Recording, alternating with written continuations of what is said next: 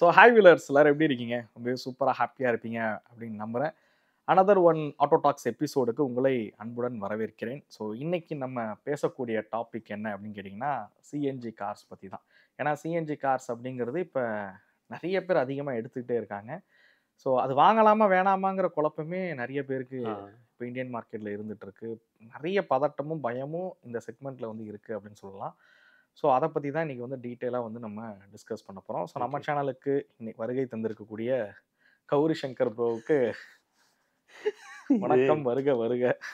ஏன் கௌரி தமிழன் நான் அப்படின்ற மாதிரி கௌரி அந்த பேருக்கு ஒரு ஃபுல் ஸ்டாப் விடணுங்க. சரி ப்ரோ, ஆரம்பிக்கலாமா? சொல்லுங்க ப்ரோ. ஆக்சுவலாக அந்த சிஎன்ஜி கார்ஸ் நான் வந்து சிஎன்ஜி கார் யூசர், இவர் வந்து எல்பிஜி வச்சிருக்காரு. ரெண்டு பேர்த்துக்கும் உள்ள ஒரு ஒத்துமை என்னன்னா, ரெண்டு பேரும் பிரான்ஸ் பெட்ரோல் வச்சிருக்கோம், ரெண்டு பேரும் சாண்ட்ரோ வச்சிருக்கோம். நான் சிஎன்ஜியில் வச்சிருக்கேன், அவர் எல்பிஜியில் வச்சிருக்காரு. ஸோ இப்போ எல்பிஜி வாங்கலாமா? நிறைய பேர் எல்பிஜிலேருந்து சிஎன்ஜிக்கு வந்து மாற தொடங்கிட்டாங்க அப்படின்னே சொல்லலாம். ஸோ இந்தியன் மார்க்கெட்டில் வந்து சிஎன்ஜிங்கிறது திட்ட 38% 40% வந்து லாஸ்ட் இயரோட இந்த வருஷம் வந்து க்ரோ ஆயிருக்கு. அதுவும் கமர்ஷியல் வெஹிக்கிள்ஸ் பார்த்தீங்க அப்படின்னா 3 வீலர்ஸ் ஆட்டோ செக்மெண்ட் வந்து 50%, பேசஞ்சர் வெஹிக்கிள் வந்து 32% வந்து போன வருஷத்தோட இந்த வருஷம் சேல்ஸுங்கிறது அதிகமாயிருக்கு அப்படின்றது தான் உண்மை. ஆனால் இன்னும் நிறைய பேருக்கு வந்து சிஎன்ஜி கார்ஸ் போகலாமா வேணாமாங்கிற ஒரு பயம் வந்து இருந்துக்கிட்டே இருக்கு. அது என்னவா இருக்கும்? எதனால பயப்படுவாங்க, நீங்கள் என்ன நினைக்கிறீங்க? ஃபர்ஸ்ட் இப்போ என்கிட்ட சிஎன்ஜி கேட்குறாங்க அப்படின்னா, அட்லீஸ்ட் வந்து ஒரு பெர் மந்த் எவ்வளோ கிலோமீட்டர் ட்ராவல் பண்ணுவீங்க அப்படின்னு பார்ப்போம். இன்னொன்று சிஎன்ஜி வந்து ரிலையபிளாக இருக்குமா, என்ஜினை பாதிச்சிடுமா, அவங்க லாங்கவிட்டியில் தான் பயப்படுறாங்க. ஃபார் எக்ஸாம்பிள் வந்து இப்போ எல்பிஜியில் வந்து ஒரு 60,000 70,000 ஓட்டினா என்ஜினோட ஹெட்டில் வந்து பார்த்தீங்கன்னா வேலை வைக்குது அப்படின்ற மாதிரி சொல்கிறாங்க. இப்போ நீங்கள் சிஎன்ஜி மாட்ட போனீங்கன்னா ஃபஸ்ட்டு கேட்குறது எல்பிஜியில் எவ்வளோ ஓட்டிருக்கீங்க அப்படின்ற மாதிரி கேட்குறாங்க. எல்பிஜியில் ஓட்டிருக்கீங்களா, எல்பிஜியில் எவ்வளோ ஓட்டிருக்கீங்க, ஹெட் எவ்வளோ தீமானம் இருக்குது அப்படின்ற மாதிரி கேட்குறாங்க. அதனால நிறைய மக்களுக்கு என்ன குழப்பம் வருது அப்படின்னா, என்ஜினோட லாங்கவிட்டியை சிஎன்ஜி ஒரு வேலை பாதிக்குமோ அப்படின்ற ஒரு குழப்பம் இருக்கிறதா நான் பார்க்குறேன். நம்மகிட்ட பேசுகிற நம்ம சப்ஸ்கிரைபர்ஸோட இன்புட்டை வச்சு நான் சொல்கிறேன்.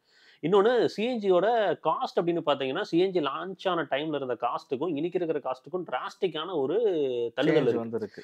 புஷ் பண்ணிகிட்டே போகிறாங்க. இன்னும் ஒரு எனக்கு தெரிஞ்ச இன்னொரு 1 or 2 years போகும்போது சிஎன்ஜி அதிக பயன்படும் போது சிஎன்ஜி 100 ரூபாய்க்கு கொண்டு வந்துடுவாங்க. கண்டிப்பாக. அப்போ டீசலோட ஆல்டர்னேட்டிவாக சிஎன்ஜியை பார்ப்பாங்க. ஒன்றும் இல்லை ஜி, சென்னையில் இப்பயே சிஎன்ஜியோட காஸ்ட் வந்து 90லேருந்து 92 ரூபா போயிடுச்சு. 100 ரூபாய்க்கு இன்னும் பெட்ரோலுக்கும் கம்பேர் பண்ணிங்கன்னா ஒரு 10 ரூபா விலை வித்தியாசத்தில் தான் இப்பயுமே சிஎன்ஜியோட காஸ்ட் அப்படிங்கிறது இருக்குது. நீங்கள் சொன்ன ஒரு பாயிண்ட் கரெக்டு. இப்போக்கும் அதாவது ஒரு 3 வருஷத்துக்கு முன்னாடி சிஎன்ஜியோட விலையும் இப்போ சிஎன்ஜியோட விலையும் பார்த்தீங்க அப்படின்னா டிராஸ்டிக்காக மேலே போயிட்டே இருக்குது காஸ்ட்டு. இன்னும் பெட்ரோலுக்கு டீசலுக்கு ஒரு ரெகுலேஷன் கொண்டு வந்திருக்காங்களே, இதை தாண்டி போகாது ரேட்டு அப்படின்னு. இப்போ நீங்கள் இந்தியன் ஆயில்னா ஒரு 5 பைசா வித்தியாசம் தான் இருக்கும் இந்தியன் ஆயிலுக்கும் பாரத்துக்கும் இதுக்கும். ஆனால் இங்கே எப்படின்னு கேட்டிங்கன்னா சிஎன்ஜி பொறுத்த வரைக்கும் ஒவ்வொரு டிஸ்ட்ரிக்ட் தகுந்த மாதிரி விலைங்கிறது ரொம்ப அதிகமாக இருக்குது. ஒன்றும் இல்லை, அதானி பங்க்கில் இங்கே பெரம்பலூர் சைட்லாம் வந்து கேஸ் ஃபில் பண்ணிங்கன்னா வெறும் 72 ரூபா தான் சிஎன்ஜி. எவ்வளோ கம்மி பாருங்க, வெறும் 72 ரூபா. ஆனால் இதே நீங்கள் சென்னை சிட்டிக்குள்ளே போய் ஃபில் பண்ணிங்கன்னா 92 ரூபா இருக்குது. 20 ரூபா வித்தியாசம் வருது. பெரம்பலூருக்கு பக்கத்தில் இருக்க அரியலூர் வந்தீங்க அப்படின்னா அங்கே வந்து 85 ரூபா விற்கிது சிஎன்ஜியோட காஸ்ட். பங்குக்கு தகுந்த மாதிரி பார்த்தீங்க அப்படின்னா அந்த காஸ்ட்டில் வந்து ரொம்ப டிஃப்ரென்ஸ் இருக்குது, ரொம்ப சேஞ்சஸ் இருக்குது. அதுக்கு ஒரு கவர்மெண்ட் வந்து ஏதாவது ஒரு நடவடிக்கை எடுக்கணும். இந்த சிஎன்ஜியோட காஸ்ட் வந்து இவ்வளோ தான் இருக்கணும், இது ஸ்டெபிலைஸ் பண்ணணும்னு ஒரு ஸ்டெபிலைஸ் பண்ணால் மேபி நல்லா இருக்கும்னு நினைக்கிறேன். நீங்கள் சொல்கிற மாதிரி காஸ்ட்டை வச்சு கணக்கு பண்ணோன்னா அது எனக்கு தெரிஞ்சு இன்னொரு 1.5 வருஷத்தில் 100 ரூபாயை தாண்டிடும். எக்ஸாக்ட்லி. இப்போ எனக்கு அதுதான் ஃபியராக இருக்குது. இப்போ நான் ஒருத்தருக்கு சிஎன்ஜி காரை எடுங்க அப்படின்னு சொல்கிறேன்னா, ஃபார் எக்ஸாம்பிள் இந்த டைமிங் ஓகே, ஒரு 2 வருஷம் 3 வருஷம் டைமிங், 2 வருஷம் தான், 3 வருஷம் கூட இல்லை, 2 வருஷம் டைமிங் ஓகே. பட் இவங்க என்ன பண்ணுவாங்கன்னா, பெட்ரோல் வந்து ஒரு 120 ரூபாயில் இருக்குன்னா இது வந்து ஒரு 110 ரூபா ரேஞ்சில் கொண்டு வந்து ப்ரைஸ் பண்ணிடுவாங்க. கண்டிப்பாக. வேற ஃபியூல் எஃபிஷியன்சி டிஃப்ரென்ஸ் இருக்குல்லங்க. இப்போ பெட்ரோலுக்கு வந்து பார்த்தீங்கன்னா 13 கிடைக்குது அப்படின்னா சிஎன்ஜி போகும்போது ஒரு 20 23 வரைக்கும் கிடைக்குது. ஸோ அதாவது டீசலோட ஆல்டர்னேட்டிவாக சிஎன்ஜியை வந்து புஷ் பண்ண ட்ரை பண்ணுறாங்களோ அப்படின்ற மாதிரி தான் எனக்கு தோணுது. பட் மக்கள் தான் சஃபர் ஆகுறாங்களோ, ஏன்னா இவங்க ப்ரைஸை வந்து இன்க்ரீஸ் பண்ண எல்லாமே மாறுது. இன்னைக்கு மக்களோட வருமானத்துக்கு தகுந்த மாதிரி தான் அவங்க போகணும்னு நினைக்கிறாங்க. எந்த அளவுக்கு இன்கம் வருதுன்னு பார்த்துட்டு தான் இப்போ சிஎன்ஜி வந்து அஃபோர்டபுளாக இருக்குன்னு போகிறாங்க. இப்போ இந்த சிஎன்ஜி அஃபோர்டபுள் அப்படின்ற டேக்ல இருந்து நீங்கள் திருப்பி ப்ரீமியமாக எடுத்துகிட்டு போயிடுவாங்களோ அப்படின்ற ஒரு பயம் எனக்கு இருக்குது. ஸோ அதுதான். அப்புறம் இன்னைக்கு எல்லாருமே அந்த பர்ஃபார்மன்ஸ் லேக் எல்லாம் வந்து யாருமே வந்து ஏத்துக்க மாட்டேன்னுலாம் சொல்லலைங்க. இன்னைக்கு யாரு சிஎன்ஜி எடுத்தாலும் பர்ஃபார்மன்ஸ் அதெல்லாம் விஷயம் இல்லைங்க. மைலேஜ் கொடுக்குது. இப்போ ஃபார் எக்ஸாம்பிள் நம்ம சாண்ட்ரோவை எடுத்துக்கலாம். நீங்க வச்சிருக்க சாண்ட்ரோவே நமக்கு 100 ரூபாய்க்கு அடிச்சா 30 கிலோமீட்டர் கிட்டத்தட்ட டிராவல் பண்றோம். இதே நான் 100 ரூபாய்க்கு வந்து நம்ம சாண்ட்ரோலே வந்து பாத்தீங்கன்னா பெட்ரோல் போடுறேன்னு வச்சுக்கோங்க, 103 ரூபா கணக்கு. 103 ரூபாய்க்கு எனக்கு என்ன 13 கிடைக்குங்களா? 13ல 15 கிலோமீட்டர் கிடைக்கும். கிட்டத்தட்ட 2 மடங்கு அதிகமா கிடைக்குது. அப்போ இந்த டைம் பீயிங்ல டிராவல் பண்றவங்களுக்கு, அதிக டிராவல் பண்றவங்களுக்கு மேபி சிஎன்ஜி வந்து எஃபெக்டிவா இருக்கலாம். ஆக்சுவலா நான் சிஎன்ஜி ஃபிட் பண்ணும்போதே என் மைண்ட்ல இருந்தது என்னன்னா, நம்ம டிராவல் ரொம்ப அதிகமா போறோம். ஒன்றும் இல்லை, அந்த சிஎன்ஜிக்கு ஃபிட் பண்ணுறதுக்கு முன்னாடி ஓடுன கிலோமீட்டரை விட சிஎன்ஜி ஃபிட் பண்ணதுக்கு அப்புறம் பார்த்தீங்க அப்படின்னா வெறும் 7 மாசத்துல 40,000 கிலோமீட்டர் ஓட்டியிருக்கேன். அப்படி கணக்கு பண்ணிங்கன்னா ஒரு மாசத்துக்கு மினிமம் ஒரு 6,000 கிலோமீட்டர் பக்கம் நம்ம அந்த வண்டியில் ட்ராவல் பண்ணுறோம். இதே நான் பெட்ரோல் காரை அந்த கேஸ் போடாமல் சிஎன்ஜி போடாமல் நான் பெட்ரோல் ஓட்டியிருந்தேன்னா நான் செலவு பண்ண காஸ்ட்டு 2 மடங்கு ஆயிருக்கும். பட் அதை நான் சேமிச்சிருக்கேன் தான், நான் இல்லைன்னு நான் சொல்லலை. பட் ஆனால் இந்த அளவுக்கு ஓட்டுவாங்களான்னு கேட்டால் எல்லாரும் ஓட்ட மாட்டாங்க. ஏன்னா சிஎன்ஜி காரை விட பெட்ரோல் கார் வந்து திட்டத்தட்ட 1 லட்ச ரூபா விலை கம்மி. நம்ம இப்போ ரீசெண்டாக அமேஸோட வீடியோ வந்து பண்ணியிருந்தோம். நீங்கள் அமேஸ் பெட்ரோல் எடுக்கிறீங்க அப்படின்னா சிஎன்ஜி நீங்கள் கன்வெர்ட் பண்ணால் 90,000 ரூபா செலவாகும்னு சொல்லியிருந்தாங்க. நீங்கள் வெளியில் ஃபிட் பண்ணாலே 70,000 ரூபா செலவாகுது ஒரு பெட்ரோல் காரை எடுத்து சிஎன்ஜியாக கன்வெர்ட் பண்ணால். ஆனால் என்னையை பொறுத்த வரைக்கும் அப்படி கன்வெர்ட் பண்ணுறது அட்வைஸபிள் கிடையாது. அதுவும் புது காரில் என்னையை பொறுத்த வரைக்கும் ட்ரை பண்ணாதீங்கன்னு தான் நான் சொல்லுவேன். ஏன்னா வாரண்டியை கண்டிப்பாக அது வந்து பாதிக்கும். மேபி ஃபேக்ட்ரி ஃபிட்டட் சிஎன்ஜி வந்து போகலாம். அப்படி பார்த்தீங்கன்னா பெட்ரோலை விட ஒரு 90 to 1 lakh வந்து விலை வந்து அதிகமாக தான் இருக்குது. அந்த 1 lakh நம்ம இன்வெஸ்ட் பண்ணால் அது எவ்வளோ நாளையில் நம்ம எடுப்போம். அப்படி இருக்கிறவங்களுக்கு சிஎன்ஜி வந்து போகலாம். மித்தபடி நீங்கள் மாதத்துக்கு 1000 கிலோமீட்டர் தான் ஓட்டுவேன், 1500 கிலோமீட்டர் தான் ஓட்டுவாங்கன்னா அவங்களுக்கு சிஎன்ஜி கார் தேவையில்லை. அதை நீங்கள் பெட்ரோலே வாங்கி ஓட்டிட்டு போய் எக்ஸாக்ட்லி நீங்கள் அந்த இனிஷியலாக பண்ணுற 1 lakh வந்து 1 yearல பிரேக் ஈவன் பண்ணுற அளவுக்கு நீங்கள் ஓட்ட முடியும் அப்படின்னா தாராளமாக எடுக்கலாம். 1 year பிரேக் ஈவன்ங்கிறது சிம்பிளஸ்ட் தட். இன்னொன்று இப்போ நீங்கள் ஒவ்வொரு பிராண்ட்ஸ் எடுத்துக்கிட்டிங்கன்னா இதில் வந்து நான் இந்த ஹோண்டா மட்டும் வந்து பார்த்தீங்கன்னா I am not a big ஃபேனுங்க. என்னன்னா சிஎன்ஜி ஸ்டாக்ல வராமல் இவங்க லொவேட்டாவோட டைப் வச்சு லோக்கலி அதை பண்ணுறாங்க. அதை ஸ்டாக்லேயே பண்ணி கொடுங்க. நான் என்னோட வீடியோலேயே தான் சொன்னேன், அதை ஸ்டாக்ல பண்ணியிருந்தாங்கன்னா பிரச்சனையே இல்லை. நீங்கள் வெளியில் கொடுத்து ஃபிட் பண்ணுறது ஓகே, ஏதோ ஒரு ஹோண்டா ஒரு முயற்சி எடுத்திருக்காங்க. என்னன்னா அட்லீஸ்ட் அது ஒரு ஆப்ஷனாக கொடுக்குறாங்க, அதுக்கு நான் வாரண்டி கொடுத்துட்றேன்றாங்க, ஆர்டிஓவில் என்டாஸ்மெண்ட்டை வந்து டீலர்ஷிப்பை வச்சு பண்ணி கொடுக்குறாங்க, எல்லாமே ஓகே. அதை ஏன் ஃபேக்ட்ரி ஃபிட்டடாக பண்ணக்கூடாது? ஃபேக்ட்ரி ஃபிட்டடாக பண்ணும்போது இன்றைக்கி நம்ம டாட்டா பார்க்குறோம், சுசுகி, ஹிண்டை இவங்களது தான் பார்க்குறோம். ஃபேக்ட்ரி ஃபிட்டாக வரதுக்கும் ஆஃப்டர் மார்க்கெட்டுக்கும் வந்து அந்த ஃபிட்மெண்ட்ஸ் பார்க்குறப்ப வந்து பார்த்தீங்கன்னா ஃபேக்ட்ரி வந்து கொஞ்சம் பெட்டராக இருக்கும். இன்னொன்று இவங்க சுசுக்கின்னு நினைக்கிறேன், சுசுக்கிலாம் வந்து பார்த்தீங்கன்னா டியூவல் இண்டிபெண்டன்ட் இசியூலாம் பயன்படுத்துகிறாங்க. ஃபார் எக்ஸாம்பிள் சிஎன்ஜிக்கு தனி ப்ரோக்ராமிங் கொடுக்குறாங்க. வேறஸ் நம்ம இங்க இதுக்கு வரப்போ வந்து பாத்தீங்கன்னா after market fittings after market fitting. நீங்க ஆஃப்டர் மார்க்கெட்ல BS6 6.2லாம் ஃபிட் பண்ணும்போது அதை ரீமேப் பண்ணி தான் ஆகணும். ECU ரீமேப் பண்ணி தான் அவங்க சிஎன்ஜிக்காக கொஞ்சம் மாடிஃபிகேஷன் வந்து ECUலயும் வந்து ப்ரோக்ராம் பண்றாங்க. ஸோ இது எல்லாமே வந்து ஃபியூச்சர்ல வாரண்டியை வந்து பாதிக்கும். நாளைக்கு கம்ப்ளைண்ட்னு வரும்போது சிஎன்ஜினால கம்ப்ளைண்ட் வந்துச்சுன்னா அதுக்கு கண்டிப்பா வந்து பிராண்ட் வந்து அக்செப்ட் பண்ணிக்க மாட்டாங்க. ஏதோ ஒரு ஹோண்டா வாரண்டியை நான் கிளைம் பண்ணுறேன்னு ஆப்ஷன் கொடுக்கறனால மேபி அந்த சைடு வந்து போகலாம். என்ன அதையே அவங்க ஃபேக்ட்ரி ஃபிட்டடாக பண்ணியிருந்தா பிரச்சனையே இல்லை, நல்லா இருக்கும். அதை நான் வாங்கி அவங்க அங்கே இருக்கிற லோக்கல் வெண்டர் லொவேட்டா கூட தான் டைப்பில் இருக்காங்க, அங்கே இருக்கிற லோக்கல் வெண்டர்கிட்ட கொடுத்து தான் பண்ணுறாங்க. பட் அதை ஸ்டாக்லேயே பண்ணியிருந்தா இன்னும் கொஞ்சம் பெட்டராக இருக்குமே அப்படின்றது என்னோட அபிப்பிராயம்.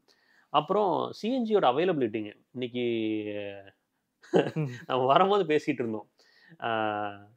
பக்கத்து கடையில சைக்கிள் வந்து 1 ரூபாய்க்கு கொடுக்குறாங்க, இந்த கடையில சைக்கிள் 2 ரூபாய்க்கு கொடுக்குறாங்க. எங்கிட்ட இல்லாதப்ப வாடா 50 காசு கொடுக்குறாங்க. அதே இந்த அதானி பங்கு சொன்னோம் இல்லைங்களா, அதே கதை தான்.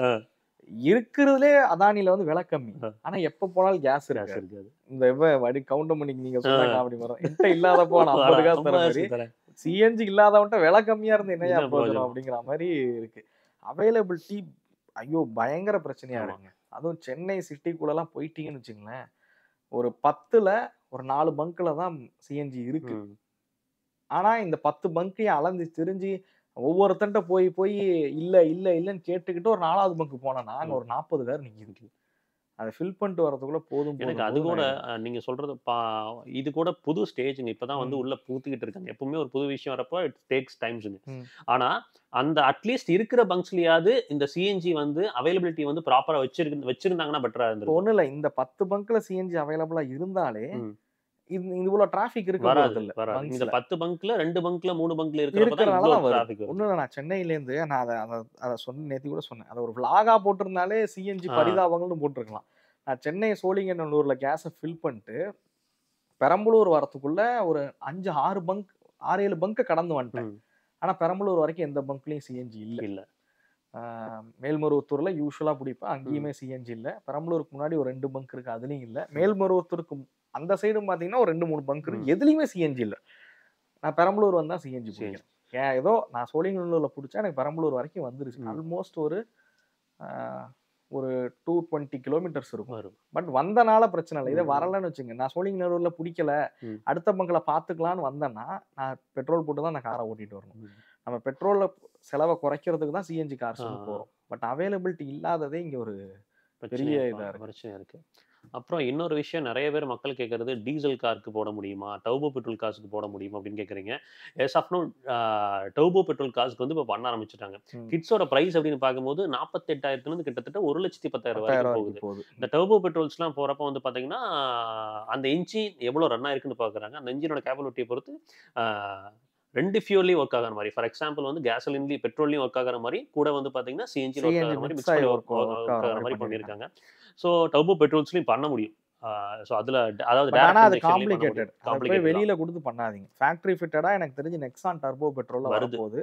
அது வருதுன்னா அத வாங்கலாம். ம். ஆனா நீங்க வச்சிருக்க டர்போ பெட்ரோல எடுத்துட்டு போயி, அது சரியா ஒர்க் பண்ண தெரியாதவன்ட்ட குடுத்துட்டீங்கன்னா பெரிய மெயின் பிரச்சனை. இங்க வந்து ரெப்யூட்டடான ஆ ஃபிட்மென்ட் கிட்ட ஃபிட் பண்ணி. போகணும். ஃபிட்மென்ட் இன் த சென்ஸ் வந்து பார்த்தீங்கன்னா, உங்க ஊர்ல நீங்க விசாரிச்சீங்கன்னா, நெறைய ஆ பேருக்கு கிட்ஸ் மாட்டி குடுத்தவங்க.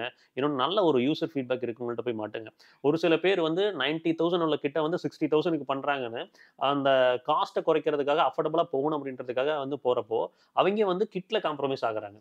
இந்த இனிஷியலா வந்து இந்த சிஎன்ஜி டேங்க்ஸ் வந்து பிளாஸ்ட் ஆச்சு பார்த்தீங்களா? ஆமா. அதுல நெறைய நான் கேள்விப்பட்டது எல்பிஜி எல்பிஜிலயே டேங்க்ஸ். வந்து சிஎன்ஜியோட ஃபிட்மெண்ட்ட வந்து பண்ணி குடுத்தவங்களும் நெறைய பேர் இருக்காங்க. கண்டிப்பா. அதெல்லாம் இத்தனையும் அவங்களுக்கே தெரியும். இல்ல தாங்காதுன்னு. நான் தஞ்சாவூர்ல ஃபேஸ் பண்ற ஒரு விஷயம். நான் சிஎன்ஜி ஃபிட் பண்ணது கோயம்புத்தூர்ல. தஞ்சாவூர், திருச்சியில இப்போ வரைக்கும் சரியான டெக்னீஷியன் இல்ல. ம். எல்லாருமே எல்பிஜி வேல பார்க்குறவங்க தான். ம். நான் கொண்டு போய் விட்டோம்னா ஒரு 10, 15 நிமிஷம் கார சுத்தி பார்ப்பாங்க. நான் ஏதாவது விட்டுருக்க ரீசன் என்னவா இருக்கும்னா, ம். ஏதாவது சின்ன கம்ப்ளைண்ட் ஏதாவது இருக்கும். ம். நான் என் வண்டியே கொஞ்சம் பழைய வண்டி. அது ஒரு ரெட்ரோஃபிட் தான் பண்ணியிருக்கணும். ம். ஏதாவது சின்ன கம்ப்ளைண்ட் இருக்கும். அத 1 நிமிஷம், 10 நிமிஷம் ஃபுல்லா பார்த்துட்டு, அதுக்கப்புறம் வேல பார்க்க ஆரம்பிப்பாங்க. அப்ப என்ன பண்ணிடுறாங்கன்னா, ம். எல்பிஜியோட ஸ்பேர தூக்கி சிஎன்ஜிக்கு ஃபிட் ஃபிட் பண்றாங்க. பண்றாங்க. ம். ஒரு வால்வ் வந்து எல்பிஜியோட இது ஏதோ லீக் ஆகுதுன்னா, ம். அதுல எல்பிஜியோட வால்வ தூக்கி ஃபிட் பண்றாங்க. அது என்ன ஆகும்னா, அது கண்டிப்பா ஒரு பெரிய பிரச்சனைய கொண்டு போய் கொண்டு வரும். உண்டாக்கும். ஸோ அதனால நல்லா தெரிஞ்ச அதாவது சிஎன்ஜிய ஒர்க் பண்ண தெரிஞ்ச டீலர்ட்ட சிஎன்ஜிய ம். ஃபிட் பண்றது நல்லது அப்படின்னு நல்லது. சொல்லுவேன். எல்பிஜி சிலிண்டர்ஸ்ல சிஎன்ஜிய போடவே கூடாது. ஏன்னா ம். எல்பிஜி சிலிண்டர்ஸ் வந்து சிங்கிள் மோல்டட் கிடையாது. அது ம். வெல்ட் பண்ணியிருப்பாங்க. ம். பட் சிஎன்ஜி சிலிண்டர் வந்து சிங்கிள் மோல்டட் மோல்டட். சிலிண்டர். ம். ஸோ அது வந்து திட்ட 300 பார் பிரஷர வந்து தாங்கக்கூடிய ம். சிலிண்டர் தான் சிஎன்ஜி சிலிண்டர் வந்து குடுத்துருக்காங்க. பட் நெறைய பேர் அந்த நாலேட்ஜ் இல்லாம ஒர்க் பண்றது ரொம்ப தப்பு. நீங்க சிஎன்ஜி ஃபிட் பண்றீங்கனாலும், அத தெரிஞ்சுக்கிட்டு ஃபிட் பண்றதுக்கு ம். பாருங்க. அப்புறம் இன்னொரு விஷயம் நான் பார்த்தது வந்து பார்த்தீங்கன்னா, இந்த ஒரு ரீசென்ட்டா ஒரு ஆக்சிடென்ட் ஈக்கோட ஒரு ஆக்சிடென்ட் பார்த்தேன். ஆ ஒரு டேங்கர் லாரி வந்து சாய்ஞ்சிரும். டேங்கர் இல்ல கண்டெய்னர் நெனைக்கிறேன் சாய்ஞ்சிரும். மொத்த ஈக்கோவும் ஃப்ளாட் பெட் ஆயிடும். ம். டேங்க் மட்டும் அப்படியே இருக்கும். ஆமா. ஸோ அந்த டேங்கோட ஸ்ட்ரென்த் எந்த அளவுக்கு இருக்கு அப்படின்றது வந்து நான் சொல்ல வரேன். ம். ஆ நீங்க ஓஇயா போயிட்டீங்கன்னா, டேங்க்ஸ பொறுத்தவரைக்கும் வந்து காம்ப்ரமைஸ் டேங்க்ஸ் ஆக மாட்டாங்க. ஃபிட்மென்ட்லாம் வந்து காம்ப்ரமைஸ் ஆக மாட்டாங்க. இன்னொன்னு ஆர்&டி பண்ணி தான் ம். வந்திருப்பாங்க. ரெப்யூட்டட் கிட்ஸ் இந்த மாரி லொவேட்டா அந்த மாரி கிட்ஸ் போகும்போது நல்லா தான் பண்ணிட்டுருக்காங்க. ஒரு சில பேர் நல்லா தான் பண்ணிட்டுருக்காங்க. இன்னொரு விஷயம் நான் பார்க்குறது, சிஎன்ஜி நான் இப்ப எடுக்கிறேன் அப்படின்னா, எனக்கு வந்து அந்த பெர்ஃபார்மன்ஸ் லேக் எந்த அளவுக்கு இருக்கும் அப்படின்னும் கேட்குறாங்க. ஆஸ் அ சிஎன்ஜி யூசரா உங்களுக்கு என்ன ஃபீல் ஆச்சு இது பெட்ரோலுக்கு அப்புறம்? ஒண்ணும் இல்ல. ம். நான் வந்து சிஎன்ஜி கார்ஸ் இப்ப நான் அமேஸ் கூட நான் ஓட்டணும். ம். அது வந்து அதுல பெருசா லேக் ம். தெரியல. ஏன்னா அது பிஎஸ் 6.2 தான் அது. மிஞ்சி போனா ஒரு 0 டூ 100 வந்து 10 செகண்ட்ல போதுன்னா, ம். இது வந்து ஒரு 9 செகண்ட்ல போடும். 1 ம். செகண்ட் வித்தியாசம்னா, அது நமக்கு சரியா ஃபீல் பண்ண முடியாது. அதுல நல்லா இருக்கு. ஆனா ரொம்ப பெரிய பழைய மாடல் ம். BS3, BS4 இந்த ம். மாதிரியான கார்ஸ் வந்து போகும்போது, அதுல ரொம்ப ஒரு 30% வரைக்கும் பெர்ஃபார்மன்ஸ் டிராப்ங்கிறது ட்ராப் இருக்கும். ஆகுது. ஸோ நான் வச்சிருக்கிற சாண்ட்ரோல 30 to 40% பெர்ஃபார்மன்ஸ் ஆ. டிராப்ங்கிறது இருக்கும். அதனால பழைய கார்ஸ்ல எப்பவுமே டிராப் இருக்க தான் செய்யும். நீங்க ஃபேக்டரி ஃபிட்டடா போனா கொஞ்சம் கம்மியா இருக்கும். கம்மியா இருக்கும். ஆனா டிராப்ன்றது இருக்கும். நீங்க ம். ம். டிசையரு இதெல்லாம் பார்த்தீங்கன்னா அவன் ப்ரௌச்சர்லேயே மென்ஷன் பண்ணியிருப்பான் சிஎன்ஜியில் எவ்வளோ பவர் அவுட்புட் வரும், டார்க் எவ்வளோ வரும் ஆமா. அப்படிங்கிறது. கிட்டத்தட்ட நீங்கள் டிசையர் பார்த்தீங்கன்னா 113 என்எம் ஆஃப் டார்க்னு நினைக்கிறேன் பெட்ரோலுக்கு. பட் இதே சிஎன்ஜியில் வந்து 98 என்எம் ஆஃப் டார்க் தான். ஒரு 14 நியூட்டன் மீட்டரோ 15 நியூட்டன் மீட்டர் வந்து கம்மியாகுது. ஸோ அதில் பர்ஃபார்மன்ஸ் ட்ராப்புங்கிறது இருக்கும். ஆனால் இங்கே மைலேஜுக்காக நீங்கள் ஃபோக்கஸ் பண்ணீங்கன்னா பர்ஃபார்மன்ஸை கம்மி பண்ணி தான் ஆகணும். ஏதோ ஒன்று தான் கிடைக்கும். அதே மாதிரி ஆல்ரெடி எல்பிஜி கிட் போட்டு ரன் பண்ணியிருந்தாங்க. அந்த எல்பிஜி கிட் போட்டிருக்கிறதுல எல்பிஜி எடுத்துட்டு நம்ம வந்து சிஎன்ஜி போடணும். இல்லை ஸ்டாக்லேயே எல்பிஜி வந்திருக்கும். அந்த ஸ்டாக்ல இருக்கிற எல்பிஜி வேணாம், எனக்கு அதை எடுத்துட்டு ரிமூவ் பண்ணிட்டு சிஎன்ஜி போடணும் அப்படின்னா ஆல்ரெடி இருக்கிற எல்பிஜி கிட்ல நமக்கு என்ன பவர் டெலிவரி இருந்ததோ அதை விட குறையுது சிஎன்ஜி. ஆமாம், சிஎன்ஜி வந்து பவர் கம்மியாக தான் பவர் குறையுது. ஏன்னா அது ஒரு சில பேர் எல்பிஜி வச்சிருக்கவங்க சிஎன்ஜிக்கு ஸ்விட்ச் ஓவர் ஆகலாம்னு கேட்கறவங்களுக்கு நான் சொல்றேன். ஆல்ரெடி எல்பிஜியில் ரன் ஆயிருந்துச்சுன்னா ஹெட்டோட தேய்மானம் இருக்கும். ஸோ திருப்ப வந்து சிஎன்ஜி போடுறப்ப வந்து பார்த்தீங்கன்னா அதை விட பவர் லேக் இருக்கும். ஏன்னா என்னோட சாண்ட்ரோ வந்து பார்த்தீங்கன்னா ஆல்ரெடி ஸ்டாக்லேயே வந்து எல்பிஜி வந்தது. அதை நான் எடுத்துகிட்டு போய் சிஎன்ஜி போட முடியுமான்னு கேட்டேன். சிஎன்ஜி போட முடியும், ஆனால் வந்து ஆல்ரெடி எல்பிஜியில் இருக்கிற பவரை விட இது இன்னும் குறையும் அப்படின்னாங்க. ஸோ பட் எனக்கு என்ன தோணுச்சுன்னா லோக்கல் நான் ஓட்டுறேன், வேறு வழியில் எனக்கு நம்ம நிறைய ட்ராவல் பண்ணுறோம் அப்படின்றனால நம்ம லோக்கலில் சுற்றுறதுக்கு அந்த வண்டி வேணும்னு சொல்லிட்டு பண்ண சொன்னேன். ஆனால் அவங்க சொன்னது பவர் லேக் இருக்கும். கண்டிப்பாக. அப்புறம் இப்போ மக்கள்கிட்ட இருக்கக்கூடிய பயம், சிஎன்ஜி வந்து வெடிக்குமா அப்படிங்கிறது ஒரு பயம் இருக்குது. ஏன்னா ரொம்ப எப்படி சொல்ல, நீங்கள் கிட்டத்தட்ட 300 ப்ரெஷரில் வந்து ஃபில் பண்ணுறது வெடிக்குமான்ற ஒரு பயம் இருக்குது. அதுவும் இல்லாமல் நிறைய பேர் எங்கள் வீட்டிலே கேட்டிருக்காங்க, நீங்கள் யூஸ்வலாக சிஎன்ஜி ஃபில் பண்ண போய் பங்க்கில் நிப்பாட்டினீங்கன்னா எல்லாரையும் இறங்குங்க, வண்டி பக்கத்தில் வராதிங்க அப்படின்வாங்க. அப்போ உட்காந்து போகிறவங்க பயமா இருக்கும். அவங்க ஃபில் பண்ணும்போதே எல்லாரும் இறங்குங்கிறான், வண்டி பக்கத்துல வராதங்கிறான், இதுல எப்படி நம்ம உட்காந்து போறது அப்படின்னு தோணும். ஆமா, சென்னை ஏதோ போயிருந்தப்ப நினைக்கிறீங்க, நீங்க நான் போயிருந்தோம். ஆமா, அப்ப இறங்க சொன்னோன்னே எனக்கே பயமா இருந்தது. இவன் இறங்குங்கிறான் எல்லாம். நான் சிஎன்ஜி வண்டி அதிகமா பயன்படுத்தினது உங்களோட போய் தான் பயன்படுத்திருக்கிறேன். அப்போ இறங்க சொல்லும் போது எனக்கே பயமா இருந்தது. ஏன் இறங்க சொல்றாங்க? ஆக்சுவலா என்னன்னா அவங்க ஏதோ ஒரு சேஃப்டி ரீசனுக்காக வச்சிருக்காங்க. அதுல எனக்கு ஒரு டெக்னீஷியன் சொன்னது, சிஎன்ஜி வந்து ஐரான்னு நினைக்கிறேன், அதோட டெக்னீஷியன் ஒருத்தர் சொன்னது, ஓஸ் வந்து நாங்கள் ஃபிட் பண்ணியிருப்போம், ஃபேக்ட்ரி ஃபிட்டட் எதுலாக இருந்தாலும் நாங்கள் ஓஸை வந்து கிளாம்ப் பண்ணி இப்படி ஃபிட் பண்ணுவோம். உள்ளே நீங்கள் உட்காந்துட்டு இப்படி ஆடிக்கிட்டு இறங்கிக்கிட்டு குழந்தைங்க இருந்து குதிச்சுக்கிட்டு இருந்தால் மேபி அது கலண்டுச்சுன்னா அவ்வளோ ப்ரெஷரில் கேஸ் வெளியில் போகும். அதுக்காக தான் நாங்கள் இறங்க சொல்லிடுறோம் எல்லாரையும். இறங்க சொல்லிட்டா அது ஃபுல்லாகி முடிச்சதுக்கப்புறம் வால்வ்ஸ் எல்லாம் க்ளோஸ் ஆயிரும். ஸோ அப்போ வந்து கேஸ் வெளியில் போகாது, அது டைரெக்டாக இன்ஜின்குள்ளே தான் போகிற மாதிரி இருக்கும். அதனால தான் நாங்கள் இறங்க சொல்கிறோம். ஏன்னா எங்கள்கிட்டேருந்து வெளியில் வர கேஸை உங்க கார்ல ஃபில் பண்ணும்போது அந்த நாப் கலண்டக்கூடாதுன்னு தான் நாங்க இறங்க சொல்லிடுறோம். ஏன்னா கண்டிப்பா உள்ள இருக்கவங்க இங்கிட்ட ஆடுவாங்க, இப்படி ஆடுவாங்க. இந்த குழந்தைங்க இருந்தா உள்ள குதிச்சுட்டு முன்னாடி போவான், பின்னாடி என் பையெல்லாம் செய்வான் அந்த வேலையை. இங்கேருந்து முன்னாடி போறது பின்னாடி வர்றதுன்ற வேலை பார்ப்போம். ஸோ அதனால அவங்க இறங்க சொல்றோம் அப்படின்னு சொன்னாங்க. ஸோ அவங்க இறங்க சொல்றதுக்கான ரீசன் வந்து இது. ஸோ அதனால ஃபில் பண்ணும்போது இறங்க சொல்றாங்களே, அப்போ இதுல எப்படி டிராவல் பண்றதுன்னு நினைக்க வேணாம். ரெண்டாவது, சிலிண்டர் வெடிக்குமாங்கிறதுக்கு சொல்லியாச்சு. கிட்டத்தட்ட 300 பார் ப்ரெஷர் இருக்கக்கூடிய ஒரு சிலிண்டர் தான் நம்ம ஃபில் பண்ணுறது. ஒரு 200லேருந்து 220 பார் ப்ரெஷர் இருக்க கேஸ் தான் வந்து ஃபில் பண்ணுறோம்.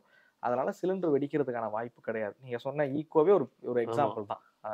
காரே டேமேஜ் ஆனாலும் சிலிண்டர் டேமேஜ் ஆகாது. இன்னொன்று அதில் கொடுத்துருக்க வால்வ்ஸ் எல்லாமே வந்து பார்த்தீங்கன்னா இந்த ஈவெண்ட் ஆஃப் ஆக்சிடென்ட் ஏதாவது இம்பாக்ட் அப்படின்னா வந்து பார்த்தீங்கன்னா எல்லாம் ஷட் டவுன் ஆகிற மாதிரி தான் கொடுத்துருக்காங்க. கம்ப்ளீட்டாக ஷட் டவுன் ஆகிரும். அதுலேருந்து வந்து வெளியில் வந்து கேஸ் லீக்கேஜ் ஆகிற மாதிரி அந்த மாதிரிலாம் இல்லை, ஷட் டவுன் ஆகிற மாதிரி தான் பண்ணியிருக்காங்க. அதே மாதிரி இந்த கேஸ் வந்து ரொம்ப லைட்டரான ஒரு கேஸும் கூட. ஸோ அட்மாஸ்பியர் ஏரை விட ரொம்ப லைட்டரான ஒரு கேஸு. ஸோ வெளியில் லீக் ஆணுச்சு அப்படின்னா, இன்னும் சொல்லணும்னா நிறைய பேருக்கு சொல்ல நினைக்கிறேன், இருக்கிறதுலையே அன்சேஃபான ஒரு ஃபியூவல்னா அது பெட்ரோல் தான். பெட்ரோல் ரொம்ப அன்சேஃப். ஏன்னா நீங்கள் பெட்ரோல் கீழே ஊற்றிருச்சுன்னு வச்சுங்க, தரையில் ஊற்றிருச்சுன்னா நீங்கள் தீக்குச்சியை தூரத்துலேருந்து பற்ற வச்சா கூட ஃபயர் ஆகும். ஆனால் இந்த கேஸ் அப்படி கிடையாது. கேஸ் லீக் ஆச்சுன்னா இது இந்த கீழே அட்மாஸ்பியர் ஏர் இங்கே அழுத்தம் அதிகமாக இருக்கிறதோட இருக்காது, டைரக்டாக மேலே போயிடும். ஸோ அதனால் இந்த கேஸ் வந்து அந்த வகையில் சேஃப் அப்படின்னு தான் எல்லாரும் சொல்கிறாங்க. அப்புறம் இன்ஜினோட ரிலேபிலிட்டி எப்படி இருக்குன்ற ஒரு கேள்வி எல்லாருக்குமே இருக்கும். ஸோ நான் ஒரு யூஸராக சொல்லணும், ஒரு 40,000 கிலோமீட்டர் நான் ஓட்டிட்டேன் இது வரைக்கும் அந்த காரை. நான் ஒரு 60,000 கிலோமீட்டரில் கிட்டு போட்டேன், இப்போ 1,00,000 கிலோமீட்டர் ஓடிடுச்சு. எனக்கு இன்ஜினில் பெரிய பிரச்சனையும் இது வரைக்கும் வந்ததும் இல்லை, வரவும் வராது. ஏன் அப்படின்னா இந்த கேஸ் பார்த்தீங்க அப்படின்னா ஒரு சின்ன ஸ்பார்க் பட்டா ஃபுல்லாக எரிஞ்சு முடிஞ்சிடும். ஸோ அதனால கார்பன் டெபாசிட்டுங்கிறது இன்ஜினுக்குள்ளே வந்து ஆகாது. ஸோ அதனால இதோட இன்ஜினோட லைஃப் வந்து அதிகமாக தான் ஆகும். ஒன்றும் இல்லை, நீங்கள் நம்ம பேசணும் டொயாட்டாவில் பார்த்தீங்கன்னா ஸ்டாக் கண்டிஷனில் எடுக்கும்போது அவங்க 2 lakhs கிலோமீட்டர் வாரண்டி கொடுக்குறாங்க. அதெல்லாம் எப்படி கொடுப்பாங்க? நீங்கள் சிஎன்ஜியில் எடுக்கிறப்ப 2 லட்சம் கிலோமீட்டர் வாரண்டின்றதே கொடுக்குறாங்கன்னும் போது அது ஓடுறனால தான் அவங்க வாரண்டி கொடுக்குறாங்க. ஸோ அதனால் இன்ஜின் லைஃப் ஒன்றும் ஆகாது. நம்ம கூட அன்னைக்கு எம்ஜி ஈவென்ட் போனோம்ல, அப்போ கூட ஒரு சிஎன்ஜி கார்ல போனோம். நீங்க பார்த்துருப்பீங்க. அவர் வந்து டீபோர்டு யூசரு. 2,10,000 கிலோமீட்டர் பக்கம் ஓட்டிட்டாரு. அந்த டிசையரை சிஎன்ஜிலேயே 2,10,000 ஓட்டியிருக்காரு. பட் இன்ஜின்ல எந்த பிரச்சனையும் இல்ல, எந்த கம்ப்ளைண்ட்டும் இல்ல அப்படின்னு தான் சொன்னாரு. ஸோ அதனால இன்ஜினோட லைஃபுமே வந்து அதிகமா தான் இருக்கும். வேற என்ன நீங்க சிஎன்ஜில ஃபேஸ் பண்ணி உங்கள்ட்ட நிறைய பேர் கேட்டிருப்பாங்கல்ல? சிஎன்ஜி அதான் எனக்கு ஃபர்ஸ்ட் கேட்ட கேள்வி நான் சொல்லிட்டேங்க. மெயின் வந்து லாங்குவிட்டி, என்ஜினோட லாங்குவிட்டி கேட்பாங்க.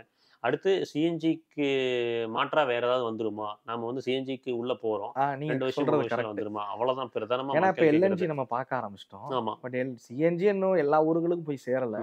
எல்என்ஜி போய் சேருமான்னு கேட்டா அது கொஞ்சம் கஷ்டம் தான். ஆனா இந்தியன் மார்க்கெட்ல வந்து கவர்மெண்ட்டும் சிஎன்ஜிக்கு ஆதரிக்கிறாங்க.